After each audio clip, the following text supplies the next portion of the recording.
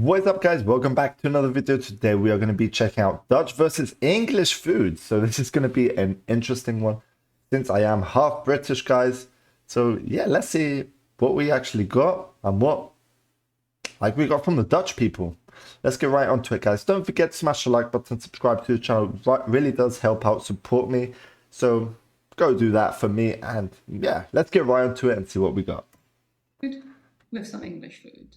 Oh, that English apparently breakfast. What British expats miss the most is their local pubs, their fish and chips, but not so much the Fish and chips, weather, bro. even though Lovely. you wouldn't be much better in the Netherlands, and miserable people. What do British expat not miss? Well, let's start by comparing some foods, and I'll start off by breakfast and then slowly work my way up to dinner. All right. And have a look at how the food in the pubs or in restaurants is different. Despite the fact that I've been in the UK for 7 years, I still stick to my Dutch breakfasts.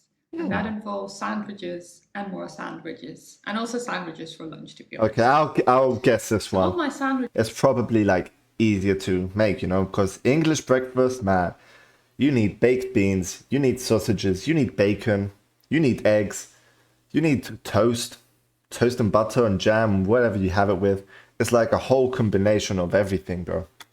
I would often have something sweet. So here I would look at, for instance, hagelslag.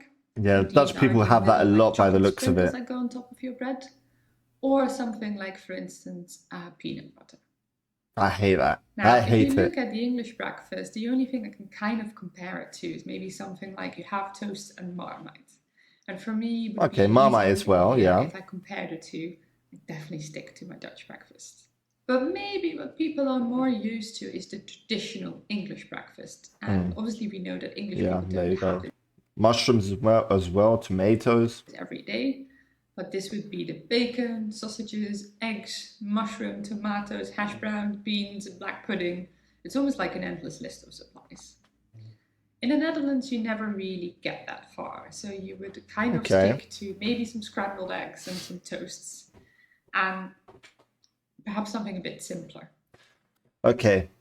From my side, like when I wake up, usually I don't make any type of breakfast. I just get my cornflakes, put it in a bowl, bro, put some milk and just have my cereal. That's what I do, man. If it's just your breakfast in the weekend, I would definitely prefer the Dutch version. Just a bit simpler and more than enough to keep you ticking until lunchtime. Okay, the weekends, yeah, for me, I might do like some English breakfast during the weekends, but that's about it. But every now and then I would, maybe every couple of months, I would appreciate a really nice English breakfast. Now think they about are good, what bro. happens They when are it gets good. to lunchtime. So I realize at work what you normally get for an English lunch would be some sandwiches. So in that case, it's not that different from your Dutch lunch. Okay. But you would always have some crisps on the side. And perhaps... Bro, these crisps, man. Quavers, honestly. Bruh. Lovely. even like a little biscuit or like a cake. So the English lunch definitely tends to be a bit more elaborate compared to a Dutch lunch, where you would often just have more sandwiches with cheese, and that's about it. And the other thing, which is quite unusual in the Netherlands, it would be quite common to have milk for lunch, for instance. Mm-hmm. One thing which is a bit in between breakfast and lunch or dinner, and you can really have it at any time of the day, and definitely very common for students, is beans on toast. Beans on toast, another one as well. So I can imagine this is great when your cupboards nice are and running easy, empty and all you have is and some tastes good, bread to be honest. and some beans. But in the Netherlands, this is completely unimaginable. I would never even think of having that. I can imagine. The next thing I will compare when it comes to dinner is your very elaborate Sunday roast in the UK. Oh yeah. What I guess is a Dutch alternative, maybe stampot. Stampot? So stampot is really, for those of you who don't know what it is, it's like a smoked sausage, and then it can be like mashed potatoes and mashed vegetables. So in the UK, you would have this kind of mashed potatoes as well, but you would have like a really nicely well done pie, or you could have Yorkshire pudding, so you would have all the trimmings that go with it. Bro, this is making me hungry. I think you can tell from what I'm saying here that I definitely prefer the UK version. Yeah, same with me. So in the Netherlands, there's a lot of very heavy food. For instance, we have snert, which is a type of pea soup as well, that we tend to have when it's really cold outside. But we don't have something as such like an elaborate Sunday. Indonesian dishes have made an impact in the Netherlands. All right. dinner as you would see in the UK. Now, we've looked at breakfast, lunch, and dinner, but I think a big comparison is also between looking at how we eat our chips. Now, if Yeah. you would go to the pub, how would you get your chips? Now, you would have maybe in the UK your chips drowned in Yeah. vinegar, whereas in the Netherlands they would be drowned in something which is mayonnaise, or for instance, like a peanut sauce we call patatje oorlog. Okay. Well, I have to say, I really don't like vinegar. So for me, I like the Same idea with me. that, your chips are Like, I think with vinegar, you either love it or you either hate it. You can't be like somewhere in between, man. nicely That's wrapped just up in my this kind of opinion. newspaper. But I really don't like the vinegar that goes with it. So for me, if I have to decide the Dutch alternative, which we call, depending on whether you're from the north or the south, frietjes or patat, it's much better with mayonnaise. Okay. I can But if agree you on take that away one. the vinegar from the chips, I have to say I do really like really Yep. nice English pub food and also the atmosphere that you get in traditional English pubs.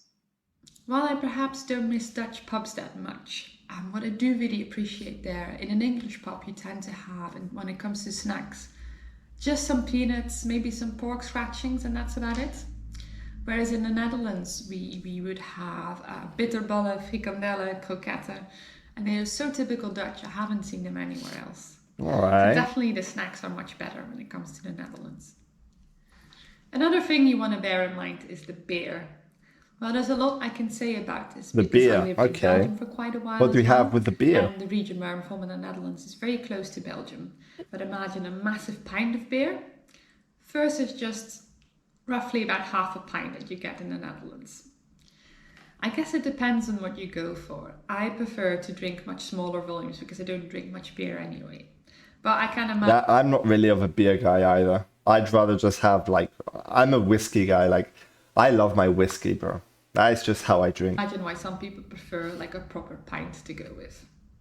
And there are a lot of things that are maybe not perhaps like traditional food, but maybe I miss the candy the most. Candies? So definitely my licorice. Okay. Licorice, especially when you get a not bit of really. like a sore throat, and the really salty licorice. Licorice is That's not something for me. that you just can't find anywhere. Just not for me, man. You can find a type of licorice here, which is mainly anise based, and in the Netherlands we call this English licorice. Okay. So it's not the real deal for me, and unfortunately it doesn't quite substitute the really proper salty licorice that we have in the Netherlands. But I've been here for a while, and there are things of the English food that I really appreciate. So this can be, for instance, a nice pie in the pub. It can be curry you can get for a takeaway, which is very different than the traditional takeaway that you get in the Netherlands. What I maybe like the most in the UK, and I really enjoy watching the Great British Bake Off, is just all the desserts that you have. So for instance, all the nice crumbles where you get the warm custard that goes over it, or something like, for instance, sticky toffee pudding. Sticky toffee pudding. Nor the English nor That's the pretty Dutch cool. are really famous for their cuisine. So it's not perhaps the same as Italian food or French food.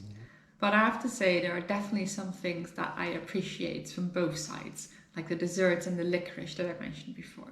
All right. So if you want to have a look at some other strange Dutch habits, or as an expat, what I think of funny UK habits, then please have a look at these.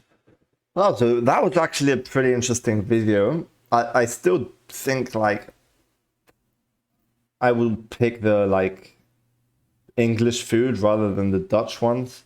I mean, they just seemed a lot more nicer, man. I don't know. Dutch food, I mean, the main courses aren't too great by the looks of it. They have a lot of nice, like, fast street food, I would say.